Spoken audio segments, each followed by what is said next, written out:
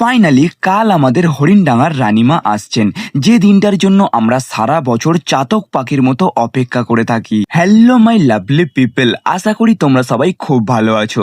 তো আজকের ভিডিওটা পুরোটাই আমাদের ডায়মন্ড হারবারের জাগ্রত রানীমাকে নিয়ে, কারণ আজ রাত পেরোলেই কাল আমাদের ডায়মন্ড হারবার হরিণডাঙ্গার জাগ্রত মায়ের মহাপুজো। আর বিশ্বাস করো, এখন থেকেই এখানকার গ্রামের পরিবেশটা পুরো চেঞ্জ হয়ে গেছে।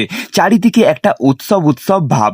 আর মাকে যে মন্দিরে সাজানো হচ্ছে, এই মন্দিরটা কিন্তু আজকের না, অনেক বছরের পুরনো ইতিহাস জড়িয়ে আছে এখানে। চলো আজ তাহলে তোমাদেরকে এই মন্দিরের কিছু ইতিহাস আর পুজোর তোড়জোড় দেখাই। ছোটবেলা থেকেই শুনে আসছি হরিণডাঙ্গার মা নাকি ভীষণ জাগ্রত। অনেকে বলে মন থেকে কিছু চাইলে মা নাকি কাউকে খালি হাতে ফেরান না। সেই বিশ্বাস থেকেই কিন্তু প্রতি বছর হাজার হাজার মানুষ এখানে ভিড় জমায়। তোমরা যারা আগে এসেছো তারা তো জানোই এখানকার পজিটিভিটি কতটা, আর যারা আসনি তারা অন্তত একবার মায়ের কাছ থেকে ঘুরে যেও। আসলে আমাদের ডায়মন্ড হারবারের মানুষের কাছে এই মন্দিরটা শুধু একটা মন্দির নয়, এটা আমাদের একটা ভরসার জায়গা। যখনই মন খারাপ থাকে বা কোনো নতুন কাজের কথা ভাবি, একবার মায়ের সামনে এসে দাঁড়ালে যেন সব উত্তর পেয়ে যায়। আর দেখো কালকের পুজোর জন্য কেমন প্রস্তুতি চলছে, লাইটিং থেকে শুরু করে প্যান্ডেল সব কিছুই কিন্তু দেখার মতো হচ্ছে।